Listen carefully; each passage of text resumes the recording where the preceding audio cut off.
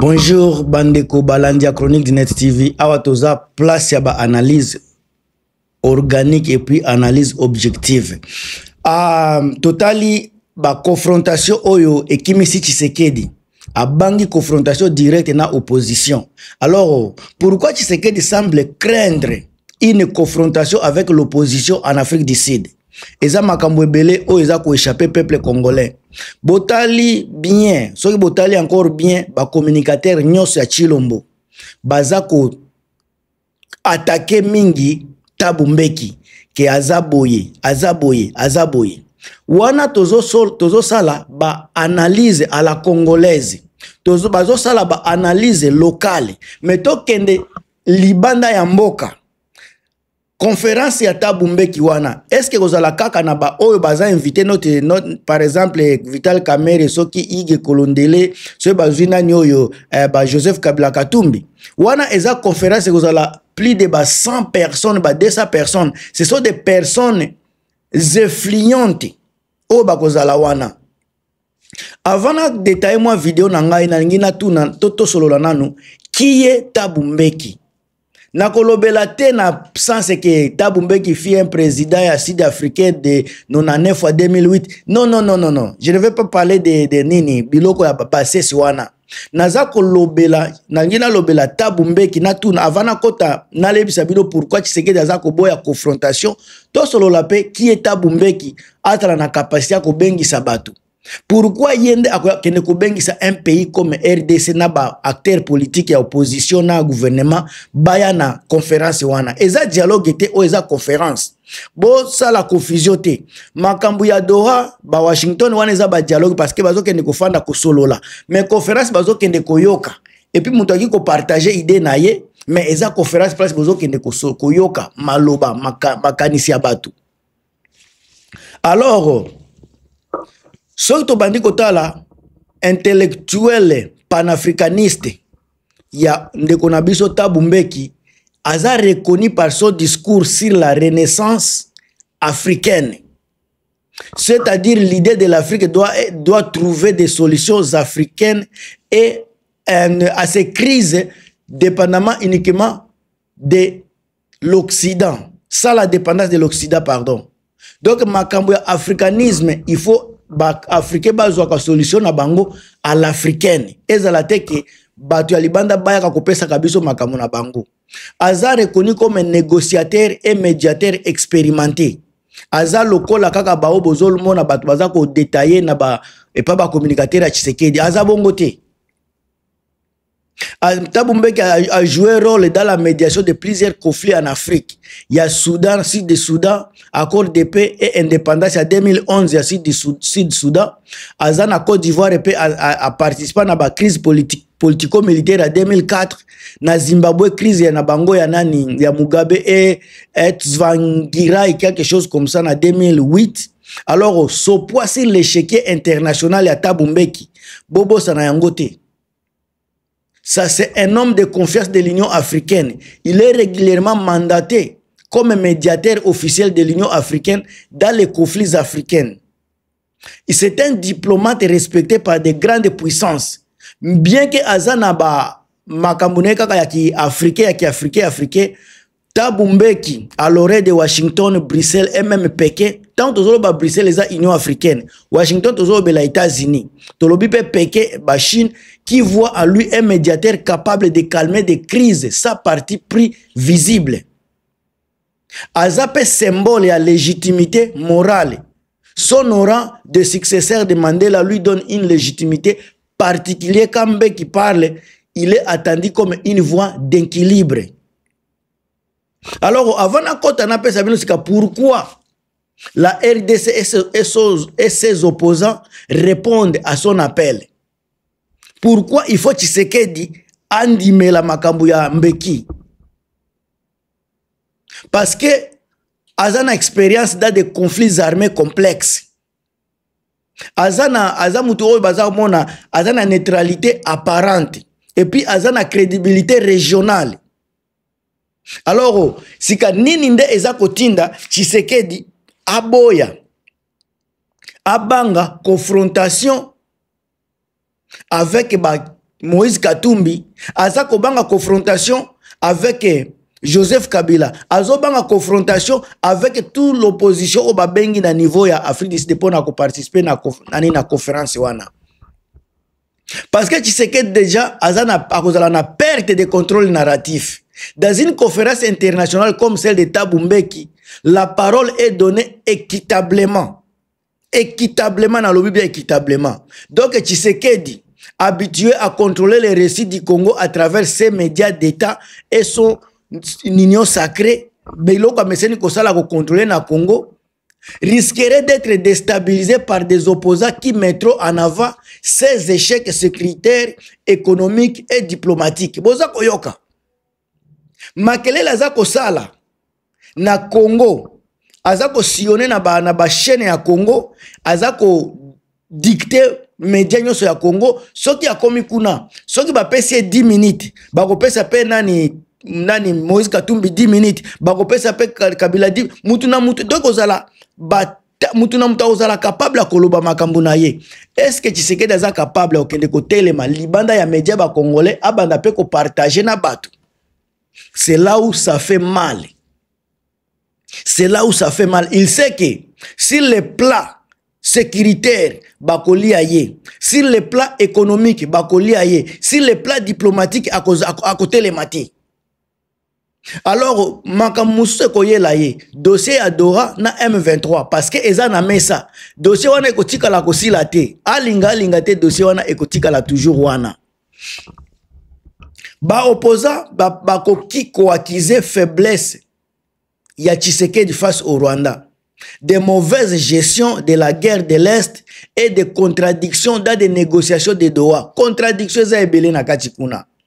Cela les mettrait à position défensive devant la communauté internationale. Au lieu de la mutumoko offensive, akobanda ko se défendre, akolinga se défendre. Na kati ya défense wana, akotombe na ba piège ebele oye moko aza ko maîtriser te. Boza ko yokanga, bobo sanate ko tia ba commentaire na bino. Alors tozana élément mususu o tozo benga légitimité politique. Ba réélection est encore contestée par plusieurs opposants. Réélection à Tshisekedi en 2023. Une confrontation directe risque de relancer la thèse d'un président illégitime. Ayebi yango bien. Ce qui fragiliserait sa crédibilité extérieure. Ayebi yango très bien. Yango aza kobanga ba confrontation wana. Total a ba effet à vitrine pour l'opposition. L'effet de vitrine pour l'opposition. Oh bayebi. Tshisekedi redoute que cette conférence serve de tremplin à ses adversaires pour rallier la diaspora, les chancelleries occidentales et l'opinion africaine autour d'un front commun. Azako banga makambo wana nyoso bandeko. Ce n'est pas kakanga mutu nazako réfléchir na ndenge wana batu ebele bakopesa nga réseau tango bakoyoka makambo nazako loba. Na lobi 4 éléments na kati ya confrontation au Tshisekedi azako banga. Ya perte ya contrôle narratif devant conférence internationale tango bakopesa ye maloba. Azo banga bapesa ye ba contradiction na makambo okende koloba kuna. Ba dossier M23 na Doha bakoya ko accuser na faiblesse sur la mauvaise gestion ya guerre. Tozana légitimité politique ba réélection na ya 2023 eza contesté par batu nyonso. Soki ba attaquer côté kuna na ba vitrine ya ba conférence ya kilo lokola ya Thabo Mbeki akozala président moko illégitime abako fragiliser crédibilité na ye na niveau ya libanda. Tozana ba effet ya vitrine pour l'opposition. Tshisekedi aza kobanga ke ba adversaire na ye ba se rallier contre ba se rallier na diaspora na ba chancellerie occidentale, opinion africaine autour des fronts communs. Alors biloko Tshisekedi a risqué ko perdre juste kaka koboya ko kende kuna biso ba congolais tozomona yango boye tangu mususu na koloba tangu mususu baza koloba ngo kaka boye me bakotinda ba émissaire kuna tangu mususu mena ndenge soki bakeite bako perdre 4 éléments ya minene 4 éléments bandeko bakozala na perte ya image internationale parce que soki baza absent conférence ya Thabo Mbeki eza conférence ya bana mikete, eza conférence kende ke bato ebele et puis ba personne ya renommé.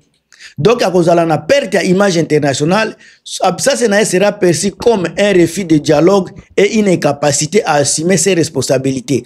Parce que baby soki aboye ko kende kuna baebi aebi pourquoi za ko boya ko kende kuna parce que akozala incapable ya ko défendre ba irresponsabilité na ye kuna.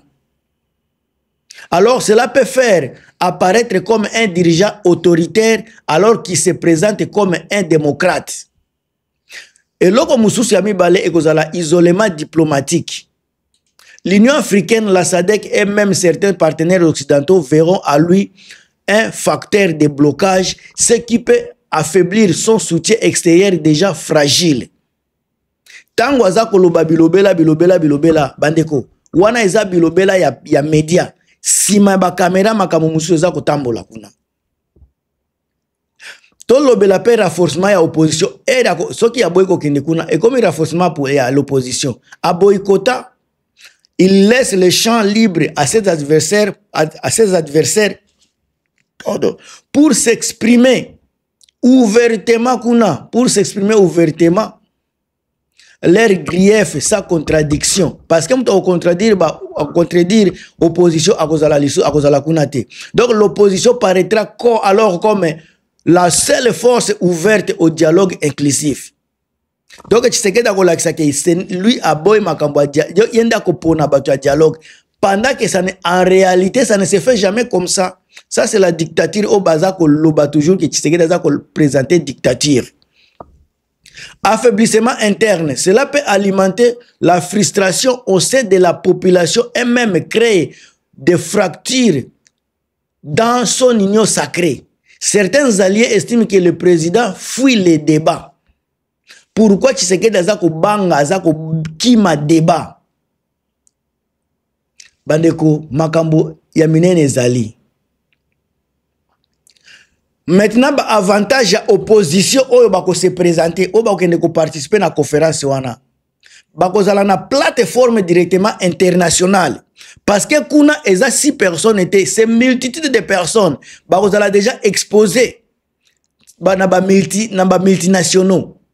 Les opposants bénéficieront d'un espace prestigieux encadré par un médiateur crédible, Thabo Mbeki, pour exposer leurs arguments. Alors, tous la légitimation politique également, yango pe bakozala nango. Oyo Tshisekedi a ko perdre, mais présence na bango leur donne une stature de responsabilité sérieux, des responsables sérieux, soucieux de dialoguer et de la paix, contrairement à Tshisekedi qui paraît comme fermé. Renforcement à coalition lisusu. Cette rencontre peut favoriser une coordination des forces dispersées de l'opposition, Katumbi, Fayulu, Mukwege, Kabila, etc., autour d'un agenda commun.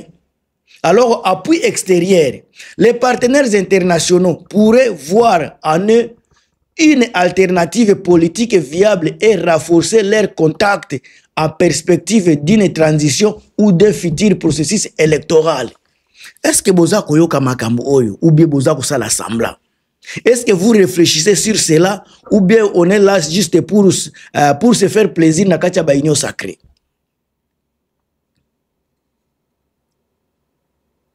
En refusant la conférence de Thabo Mbeki, Tshisekedi protège des débats difficiles à maîtriser, mais prend le risque de perdre la bataille de l'opinion internationale et d'ouvrir un boulevard médiatique et diplomatique à ses opposants.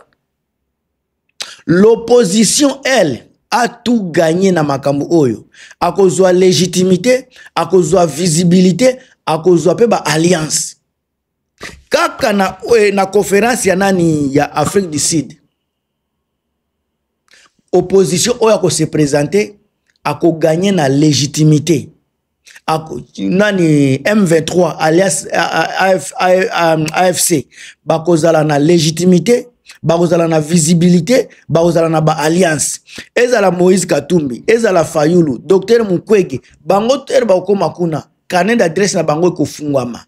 et que bakozala légitimer que ba opposa ya solo baza na posa ya kimia bakozala na visibilité bakozala pena bakoki ko créer ba alliance na bango parce que ba se retrouver bakosolola bakotrouver ba point d'accord commun o ekoki komema bango ko contrecarrer Tshisekedi wana eza point de vue nanga etali pe motute boko finga boko insulter que naza rwandais naza étranger mais en tout cas la vérité est là. Elle peut être têtue mais elle est là quand même.